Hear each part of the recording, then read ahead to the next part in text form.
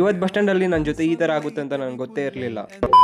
Hi hello guys, ಮತ್ತೊಂದ್ಸರಿ ನನ್ನ mini ವ್ಲಾಗ್ಗೆ ಸ್ವಾಗತ. ನಾನು ನಿಮ್ಮ ಕಾಮ್ರಾನ್ ಅಜ್ಮಲ್. ಇವತ್ತು ನಾನು ಕಾಲೇಜ್ ಮುಗಿಸ್ಕೊಂಡು ಮನೆಗೆ ಬಂದು ನನ್ನ ವ್ಲಾಗ್ಸ್ ಎಡಿಟ್ ಮಾಡಕ್ಕೆ ಕೂತ್ಕೊಂಡೆ. ವ್ಲಾಗ್ಸ್ ಎಲ್ಲ ಎಡಿಟ್ ಮಾಡಿಬಿಟ್ಟು ನಾನು ಊರು ಹೋಗ್ಬೇಕಾಗಿತ್ತು. ನಾನು ಅದಕ್ಕೆ ಬಸ್ ಸ್ಟ್ಯಾಂಡ್ಗೆ ಬಂದೆ. ಬಸ್ ಸ್ಟ್ಯಾಂಡ್ಗೆ ಬಂದ್ಮೇಲೆ ಗೊತ್ತಾಯ್ತು ನಾನು ಹೋಗ್ತಿರೋ ಜಾಗಕ್ಕೆ ಇವತ್ತು ಬಸ್ ಇಲ್ಲ ಅಂತ. ಹಂಗೋ ಹಿಂಗೋ ಮಾಡಿ ನಾನು ಬೇರೆ ಬಸ್ ಸ್ಟ್ಯಾಂಡ್ಗೆ ಬಂದು ಬಸ್ ಹತ್ತಿದೆ. ಫೈನಲಿ ಏನೋ ಒಂದು ಮಾಡಿ ನನ್ನ ಲೊಕೇಶನ್ಗೆ ನಾನು ರೀಚ್ ಆದೆ. ಬಸ್ ಸ್ಟ್ಯಾಂಡ್ ಇಂದ ನಾನು ಸೀದಾ ಸ್ಕೂಲಲ್ಲಿ ಇವೆಂಟ್ ನಡೀತಾ ಇತ್ತು, ಸ್ಕೂಲ್ ಹತ್ರ ಬಂದೆ. ಸ್ಕೂಲ್ ಹತ್ರ ಬರೋವರೆಗೂ ಆಲ್ರೆಡಿ ಫಂಕ್ಷನ್ ಶುರು ಆಗೋಗಿತ್ತು. ಫಂಕ್ಷನ್ ಎಲ್ಲ ಮುಗಿಯೋವರೆಗೂ ರಾತ್ರಿ 9 ಗಂಟೆ ಆಯಿತು. ಫಂಕ್ಷನ್ ಎಲ್ಲ ಮುಗಿಸ್ಕೊಂಡು ನಾನು ಸೀದಾ ನಮ್ಮ ಅಜ್ಜಿ ಮನೆಗೆ ಬಂದೆ. ಮನೆಗೆ ಬಂದ ತಕ್ಷಣ ಕಾಫಿ ಕೊಟ್ಟರು, ಕಾಫಿ ಕುಡಿದೆ.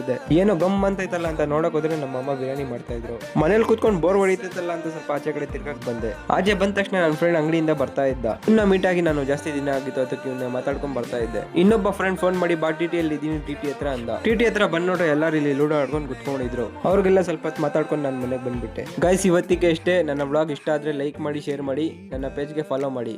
ಮತ್ತೆ ನಾವು ನೆಕ್ಸ್ಟ್ ವ್ಲಾಗ್ ಅಲ್ಲಿ ಸಿಗೋಣ. ಅವಾಗವರೆಗೂ ಟೇಕ್ ಕೇರ್, ಬೈ ಬಾಯ್.